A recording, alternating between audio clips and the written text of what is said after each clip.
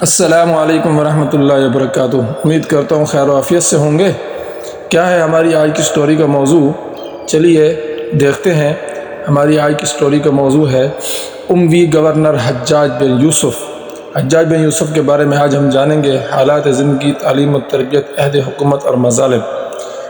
ابو محمد حجاج بن یوسف بن حکم بن ابو عقیل ثقفی طائف میں پیدا ہوا، وہیں اس کی پرورش بھی ہوئی۔ حجاج بن یوسف طائف کے مشہور قبیلہ بنو ثقیف سے تعلق رکھتا تھا۔ ابتدائی تعلیم و تربیت اس نے اپنے باپ سے حاصل کی جو ایک مدرس تھا۔ حجاج بچپن سے ہی اپنے ہم جماعتوں پر حکومت کرنے کا عادی تھا۔ تعلیم سے فارغ ہو کر اس نے اپنے باپ کے ساتھ ہی تدریس کا پیشہ اختیار کیا، لیکن وہ اس پیشے پر قطعی مطمئن نہ تھا اور کسی نہ کسی طرح حکمران بننے کے خواب دیکھتا تھا۔ بالآخر وہ طائف چھوڑ کر دمشق پہنچا اور کسی نہ کسی طرح عبد الملک بن مروان کے وزیر کی ملازمت حاصل کرنے میں کامیاب ہو گیا۔ وزیر نے جلدی ہی اس کی انتظامی صلاحیتوں کو بھانپ لیا اور اسے ترقی دے کر اپنی جاگیر کا منتظم مقرر کر دیا۔ ایک چیز جس کی وزیر کو ہمیشہ شکایت رکھتی تھی اس کی سخت گیری تھی، لیکن اس سخت گیری کی وجہ سے وزیر کی جاگیر کا انتظام بہتر ہو گیا۔ اتفاق سے عبد الملک کو اپنی فوج سے سستی اور کاہلی کی شکایت پیدا ہو گئی۔ اس نے ایک محتسب مقرر کرنے کا فیصلہ کیا۔ وزیر نے حجاج کا نام پیش کیا، لیکن یہ وضاحت کر دی کہ آدمی سخت گیر ہے، اس لیے وہ اس کے افعال کے جواب دہ نہیں ہوگا۔ اس طرح حجاج عبد الملک کی فوج میں شامل ہو گیا۔ اس حیثیت سے اس نے عبد الملک کی خوب خدمت کی اور اموی فوج سے اس سے دہشت کھانے لگی۔ حجاج بن یوسف بہت باصلاحیت انسان تھا۔ وہ حکومت کے استحکام کے لیے ہر کام کرنے کو تیار رہتا۔ اموی حکومت کے استحکام میں اس کا بہت بڑا حصہ ہے۔ اس نے اخلاقی اور مذہبی احکام کو ہمیشہ خلیفہ کی خوشنودی کے لیے قربان کیا اور حجاز و عراق پر مضبوط اموی کنٹرول قائم کر دیا۔ معاشی استحکام کے لیے اس نے معاشی اصلاحات نافذ کی، غیر مسلموں سے جزیہ وصول کیا۔ اس کا مزاج فاتحانہ تھا، اس لیے اس کے عہد میں فتوحات بھی حاصل ہوئی، لیکن یہ صرف تصویر کا ایک رخ ہے۔ دوسرا رخ یہ کہ وہ نہایت ظالم اور سفاک انسان تھا۔ بے جا تلوار استعمال کرتا، انسانی جان کی حرمت کی اس کے نزدیک کوئی معنی نہ رکھتی تھی۔ حرم کا احترام اس نے بے دریغ اٹھایا، حرام مہینوں کا احترام بھی وہ کم ہی کیا کرتا تھا، یہاں تک کہ خود وزیر کا دستہ بھی اس کی سخت گیری کا شکار ہوا، حالانکہ وہ خود کئی سال انہی میں شامل رہا تھا۔ عبد الملک نے جب عراق پر حملہ کیا تو مصعب بن زبیر کے خلاف اس کے سخت اقدامات نے عبد الملک کو قائل کر دیا کہ حجاج اس کے کہنے پر کوئی بھی اقدام کر سکتا ہے، اس لیے اس کے لیے اخلاقی اور مذہبی حدود عبور کرنا کوئی مشکل کام نہیں ہے۔ حجاج نے اپنے دور حکومت میں مخالفین پر بے جا ظلم ڈھائے۔ اس کی محبوب سزا مخالف کو ننگا کر کے بغیر چھت کے قید خانوں میں رکھنا تھی۔ اس معاملے میں وہ مرد اور عورت کی تمیز بھی نہیں رکھتا تھا۔ مزید اذیت کے لیے وہ ایک ہی خاندان کے مرد و خواتین کو ایک ہی جگہ پر برہنہ قید رکھتا تھا۔ عراقیوں اور اجمی مسلمانوں سے اس کا سلوک نہایت ظالمانہ تھا۔ وہ سخت متعصب تھا اور شمالی عدنانی قبائل کا سرپرست تھا۔ اس نے یمنیوں کو بلا وجہ ظلم کا نشانہ بنایا اور اس طرح اس کے ظلم و جبر سے قبائلی تعصب کی بنا پر بنو امیہ کی جڑیں کھوکھلی کر دی اور عوام الناس کے دلوں میں ان کے خلاف نفرت کا بیج بویا گیا جو اموی سلطنت کے لیے تباہ کن ثابت ہوا۔ عبد الملک نے اہل خراسان اور کوفہ و بصرہ کی باغیانہ روش کو ختم کرنے کے لیے حجاج کو گورنر مقرر کیا۔ اس نے صرف 12 آدمی ساتھ لیے اور 1000 میل کا فاصلہ طے کر کے بالکل غیر متوقع طور پر کوفہ پہنچا۔ کوفے میں داخلے کے وقت اس نے نقاب پہن رکھی تھی تاکہ لوگ اسے پہچان نہ سکیں۔ اس کے ساتھ ہی اہل کوفہ کو پکار کر مسجد میں جمع ہونے کا حکم دے رہے تھے۔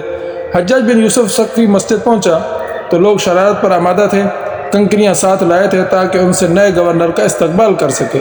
اس نے ممبر پر چڑھ کر نقاب الٹی اور تقریر اس طرح شروع کی۔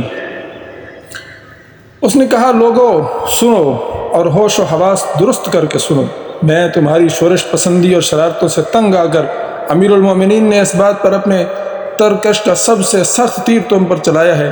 تم منافق، مفسد اور باغی ہو، تم نت نئی شرارتیں کرتے ہو اور ہر آنے والے حاکم سے بغاوت کرنے کے عادی ہو۔ سیدھے ہو جاؤ، اطاعت کے لیے سر جھکا دو، ورنہ تمہیں ایسا ذلیل و خوار کروں گا کہ تمہاری نسلیں بھی یاد رکھیں گی۔ میں دیکھتا ہوں کہ نظریں اٹھی ہوئی ہیں، گردنیں اونچی ہو رہی ہیں، سروں کی فصل پک چکی ہے اور کٹائی کا وقت آ گیا ہے۔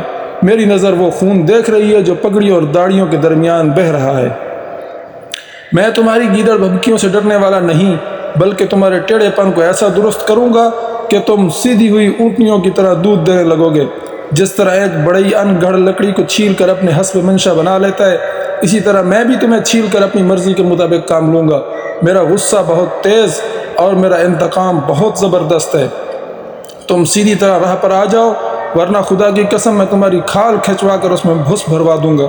تلواروں اور نیزوں کے اتنے زخم لگاؤں گا کہ تمہاری رگ رگ سے خون کے فوارے چھوٹیں گے، اور تمہاری بوٹیاں کر کے جنگل میں پھینکوا دوں گا کہ کتے اور کوے کھائیں گے۔